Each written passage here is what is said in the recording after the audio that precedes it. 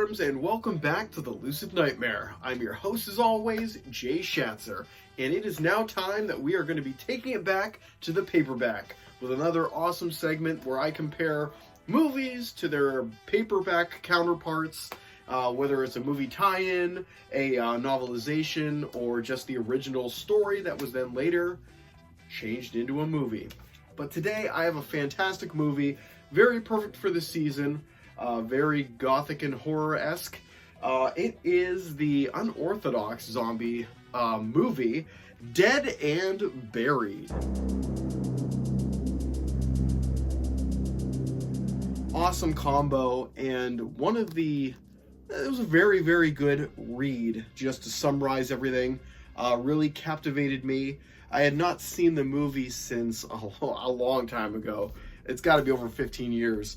But it always stuck with me, all the moments. There are key parts that I wasn't really sure of, but when reading, I reminded of what happened. But the mystery throughout this story is amazing. Really awesome stuff. Great characters, intrigue around every corner. Just a really bizarre and surreal experience. But the movie came out in 1981, directed by Gary Sherman. Very, very awesome flick. Flows very, very quick compared to the book, but hits all the beats and all the parts that need to be hit in the story. But awesome, awesome stuff. And the book is a novel by Chelsea Quinn Yarbrough. And this one, I think it's based on a screenplay. But it is very, very, screenplay by Ronald Shusett and Dan O'Bannon, based on the story by Jeff Miller and Alex Stern. But, awesome book. Does follow very, very closely to the movie. So there's not a lot of stuff that kind of catch you off guard, I guess. It's more of a detailed kind of character study of all the characters in there.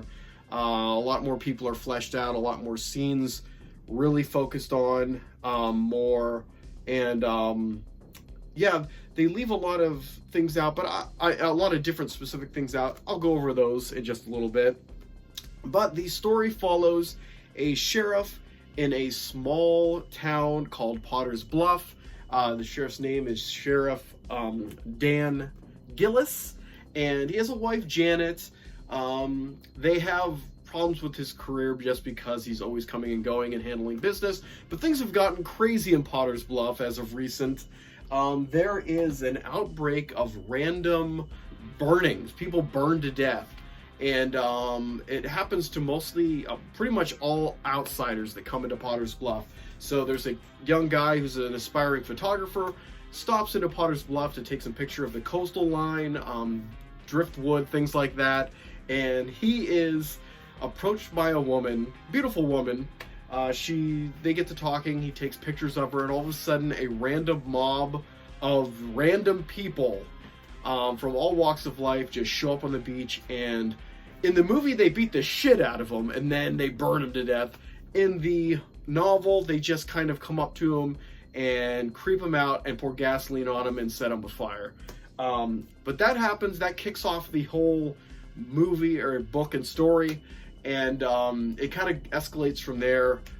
People just keep randomly being attacked by these group of, I'd say townsfolk, but they're just random people that you don't really get an in-depth kind of idea of who the hell they are.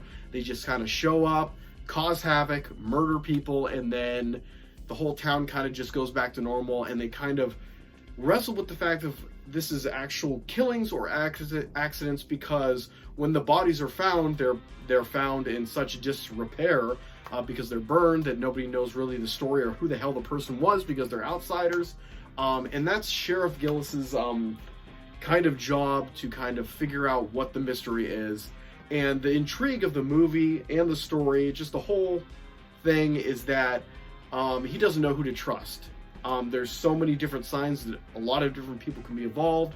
The coroner is a suspect in this. His own wife is a suspect. So there's a lot of scenes of him just kind of trying to deal with what's going on, the pressure of it, and it's just a lot of awesome stuff. But that's the gist of the story. And the way that the movie and the book differ are little details.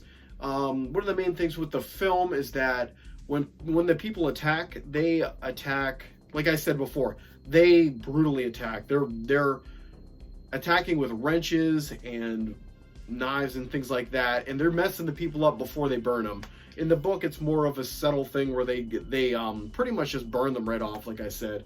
And I think that is where the movie thrives in, because the effects work for the wounds and the results of the beatings and stabbings and stuff like that are really grotesque, really in your face, but the special effects in the film are awesome. It really looks real and disturbing. Just really grotesque and cool stuff if that's your thing. If you love the gore, this movie definitely has it. And I mean, they're both good aspects of it. I know the novel doesn't really relish in that. It relishes in the obscene nature of why these people, or the mystery of why they're kind of attacking and burning people.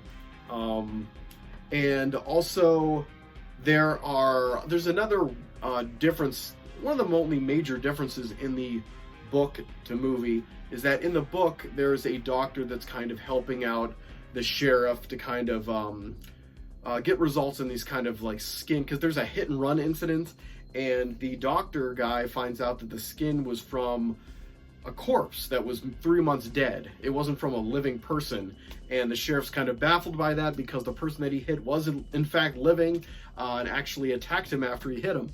So he's kind of struggling with that. But the doctor character kind of just comes and goes, gives information, and that's that. But in the movie, he is murdered in probably the most horrible way in the movie. He's pinned down by all the people that come into his office, and they put acid up his nose while they're attacking him. It's really disturbing because he's yelling the whole time, his face is melting away. Really disturbing stuff. I kind of forgot how visceral the movie was. It really is. It holds back no punches in its kind of violence. But yeah, in the book, that scene was not there at all. I believe the doctor character just kind of he doesn't go away because he is in the story, but he doesn't have that finality in it where he is destroyed in the most horrible way.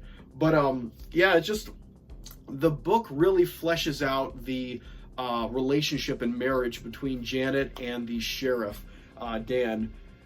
They really show the love that they have, but then there is this kind of, I wouldn't say mistrust, because there isn't any conflict before all this stuff happens, but the not knowing what's going on, and the connections that the sheriff finds that his wife has in between all this stuff starts to make him doubt. And there's a lot of like moments where it really pulls on my heartstrings specifically, because I've had experience of this, of a wife having an affair. So I felt for the sheriff, but he comes to find certain things, like she'll say she's going somewhere but doesn't end up going where she's said she was going to be. And then rumors are spreading that she met some guy at a hotel, the same guy that was murdered in the beginning of the story. So there's a lot of struggle for the character of the sheriff to kind of battle those doubts about his wife, if she's involved, if she's not involved, if she's a pawn in all this. It's really interesting stuff, and it gives a human quality to the story that would be probably lacking, is lacking in the movie. They hit on some of those things, and they really hit it over the head, but it doesn't have that kind of pull and inner monologue that the story has, that kind of sympathizes a lot more with Dan and his plight that he's going through as both a husband and a kind of lawman of the town. So I love that kind of fleshed out aspect of the novel. That was a really awesome addition that was present in the movie, but not as emphasized on.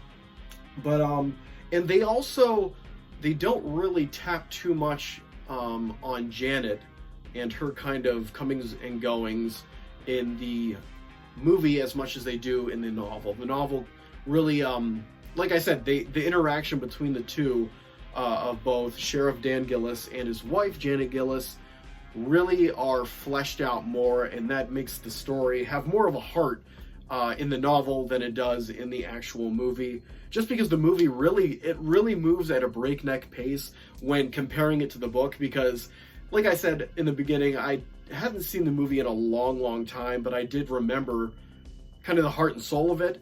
But when I was reading through the book, I was kind of getting caught up in all the different moments, the slow buildup of the mystery. But when I went to watch the movie after reading it, and I watched it last night, I was taken aback by how fast it was moving through the chapters. I was like, holy shit, we were almost like halfway through the book, and we were only like 12 minutes into the movie, 15 minutes in. I was like, it escalates and escalates and escalates. And yeah, there was a scene in the movie that I did not remember from when I first initially watched it, and I thought it was something new in the book.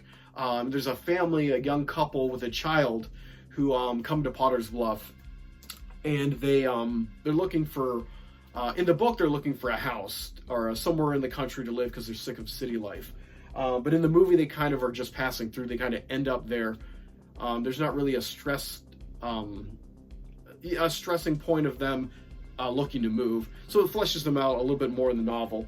But they end up at this house, and they get in a car accident because some person walks in front of the car in the middle of the country.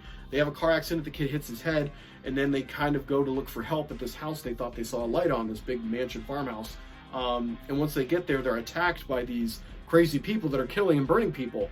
And there's a whole sequence where they get trapped in the house, they run upstairs, they get locked inside, and they kind of get out the bathroom window and escape from there and drive off.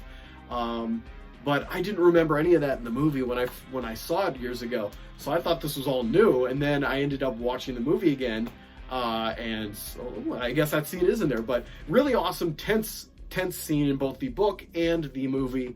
Very well done. It's more like everything else. It's very hectic and fast paced in the movie. It's slower paced and more of a build up in the novel. But another thing I noticed that I want to say before I forget, before I end things, is that in the movie, every time that people attack, they say, "Welcome to Potter's Bluff." And they do not say that in the novel at all. The novel, there are pretty much just drones who are going about these murder sprees, and they don't really say much. They take a lot of pictures and document all of their killings, which is throughout the story is a big thing. But yeah, they never say anything, but every time they say, "Welcome to Potter's Bluff." So they're stressing the fact that these are outsiders coming into their town. So it makes it more of almost like a territorial thing in the movie, which is cool, you know. But yeah, that's a big difference, and it changes a lot in the kind of tone and atmosphere of things, because it took me out of the movie because I was just laughing every time they would say it. It was like, "Welcome to Potter's Bluff." But that was a running joke back in the day when I first watched the movie with friends. I had a shirt that said Potter's something on it, and my friend was like, "Welcome to Potter's Bluff," in that voice. But that's just an inside little joke of ours. But yeah, I'm trying to think. I think that might be it for the main differences, but just a really cool, because they do stick to the core of it. It really is solid in both the book form and the movie form. But just the little details and the fleshing out in the novel really makes it stand out as more of a more satisfying kind of package. But yeah, there's a lot of visual cues and differences in the movies as well. Like in the very end scene, there's in the book, it's just a video of kind of their killings and stuff like that playing on a projector. But in the movie, there is a whole series of projectors and screens playing all the murder sprees. So it's a really visual ending to the film that is a lot more pleasing visually, just because you're seeing all these crazy stuff than it is in the book.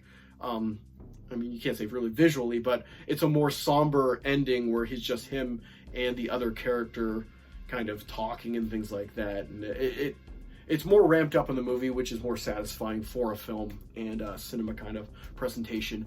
But yeah, awesome experience reading the book and then kind of revisiting the movie after all those years. Really awesome stuff. Kind of the reason I'm doing this whole segment is to kind of appreciate movies that are really near and dear to me that I've enjoyed, and kind of seeing them in a whole new light and a whole new love for them. So awesome little experiment here, but plenty more to come. I got a bunch more books, and I'm trying to read at least 2 more in this month of October to kind of do videos on. Don't know if I'll get it done in time, but who knows, who cares, I'm just having a ball doing it. But guys, that is taking it back to the paperback segment. Hope you enjoyed that one. Hope you're having a great time with this segment and with the channel in general. But that's it for me. But stay safe, stay out of trouble, and I'll see you at the next Lucid Nightmare. See ya.